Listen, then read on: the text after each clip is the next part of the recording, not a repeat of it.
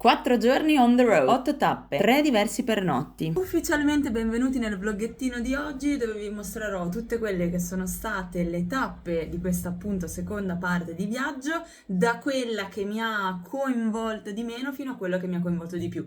Non posso dire piaciuto perché mi è piaciuto davvero tutto dei Paesi Baschi, tutto raga, e quindi ve li straconsiglio ovviamente. E nel mentre vi posso anche far vedere dove ho alloggiato. Inizialmente pensavo di fare un video a parte per non far diventare questo qui troppo lungo, troppo corposo, ma così entrerete ancora di più nelle vibes, secondo me. Quindi vi mostrerò anche dove ho soggiornato. Playa de San Antonio, Busturia. Nonostante i suoi ben 200 metri di spiaggia e questo fare da cartolina ricordo, conquista l'ultimo posto. Per me è stata una semplice passeggiata in spiaggia. Io già vivo al mare, in Italia, quindi non sentivo questa necessità di starmene spaparanzata in spiaggia durante la mia vacanza. Ho trovato sicuramente affascinante questa distesa di sabbia tanto lunga, interessante la presenza di rocce e di alberi in mezzo alla sabbia e sicuramente che fosse vicina a Mundaka, celebre per il surf e gli sport acquatici in generale, ma ecco, consigliata alle famiglie certamente, valutate voi se porla proprio come tappa del vostro viaggio. C'è tipo anche un'isola in mezzo. Ma che cazzo? Settimo posto per Bilbao, che è tutto l'opposto del suo predecessore. In realtà è molto piacevole, ha tantissimi negozi, tanti posticini dove mangiare. Diciamo che non sono semplicemente nella mia era passione città. E quindi l'ho vissuta molto in relax, ma più come un surplus della mia vacanza che come una tappa effettiva che assolutamente non potevo perdermi. Per quanto riguarda il cosa fare, il cosa vedere a Bilbao, direi a mani basse. La statua dell'artista Jeff Koons, nominata Pappi, un cagnolino di 13 metri fatto di fiori di acciaio che io non ho potuto vedere poiché era in rifacimento, l'adiacente museo Guggenheim, scusate la pronuncia, inaugurato nel 1997 e ora punto di riferimento a livello artistico per l'intera città, il quartiere di Casco Viejo, detto anche Siete Calles, ovvero quello più antico e quindi autentico, dichiarato monumento storico-artistico nel 1972, Plaza Nueva come tappa per pinchos e aperitivi ma anche acquisti e dall'area diciamo della Bilbao più contemporanea. Il ponte pedonale di Campo de Volatin o Ponte Zubizuri, anch'esso inaugurato nel 1997, che dovrebbe dare l'idea di questo veliero che solca il canale. E camminare per le strade di Bilbao è davvero piacevole, nonostante l'abbia inserita come tappa al penultimo posto, in realtà mi ha dato moltissimo. In realtà, raga, mi ero già informata in Italia, ma niente, stavo passeggiando, ho il tempo libero, è un ricordo della vacanza, mi sto cagando sotto, sto parlando per autodistrarmi, ho già firmato tutto, le autorizzazioni eccetera, e ora mi sta facendo il bridge. Tra l'altro è stata carinissima, visto che a me piace l'oro, mi farà il bridge oro. Bermeo si conquista il sesto posto in classifica perché questi scorci tanto carini un po' rapiscono il mio lato più romantico. Ho anche trovato facilmente da mangiare. Bermeo è un borgo marinaro e sicuramente la sua parte più visitata è Puerto Viejo. Il consiglio migliore che posso darvi per visitare questo borghetto è passeggiate. Gastelugace, oltre ad avere questo bellissimo nome davvero difficile da pronunciare, ha anche degli scorci invidiabili. Farei partire la canzone che lo ha reso famoso a livello internazionale, ma questa sigla è protetta da copyright. Amici di GOT, beccatevi queste riprese della Roccia del Drago. La visita è gratuita, il parcheggio è gratuito, anche se minuscolo, oppure per soli 3 euro al giorno, fino ad esaurimento posti, vi potete appoggiare nel parcheggio del ristorante subito vicino. La camminata è di circa 1 chilometro a scendere tra gradini e sentiero sassoso. 2 accortezze. A seconda della stagione in cui decidete di andare, portatevi acqua, cappellino, crema solare e tutto il necessario. Potrà sembrarvi facile scendere, ma la risalita vi farà rallentare parecchio, quindi adagio, scarpe corrette e tutte le accortezze del caso.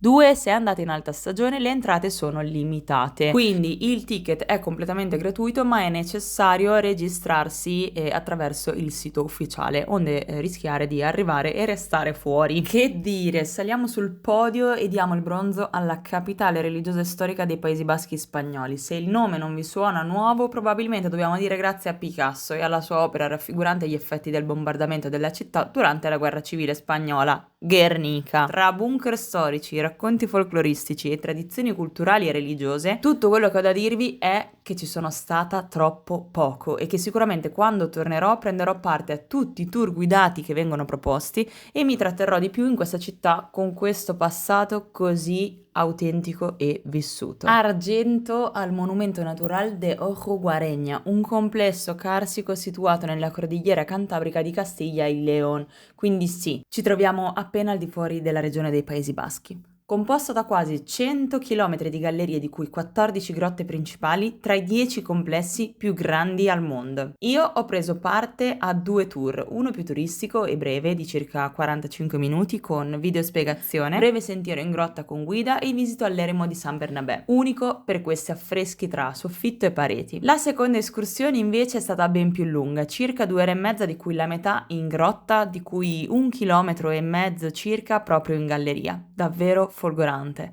L'ho adorato e lo straconsiglio a chiunque abbia questo genere di passione o di interesse. Il salto del Nervion vince l'oro.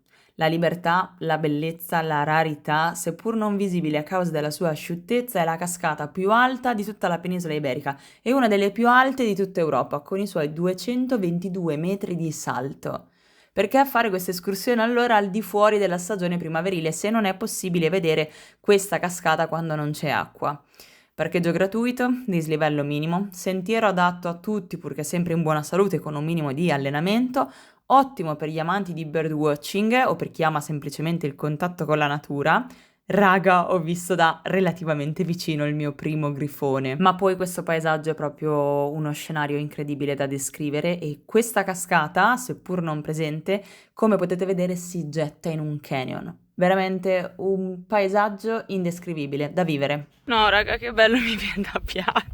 I pernotti di questi 4 giorni sono troppo diversi per essere classificati. Poi io sono una sentimentalona e per me ognuno ha rappresentato le tappe ed il momento del mio viaggio, quindi mi limiterò semplicemente a presentarveli velocemente. Osabarena Hotela, una casa colonica arredata in stile moderno, a soli 2 minuti dall'autostrada, comoda sia per raggiungere Bilbao che il parco naturale di Gorbeiaco.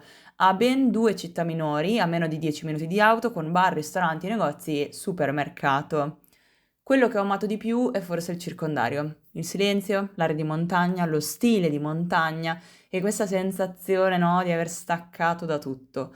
Non ho potuto purtroppo fermarmi a colazione perché, non avendo avvisato che fossi vegana, non erano preparati. Gli invidiosi diranno che è passato di moda, ma ecco questo umile room tour nella mia piccola ma accogliente cameretta.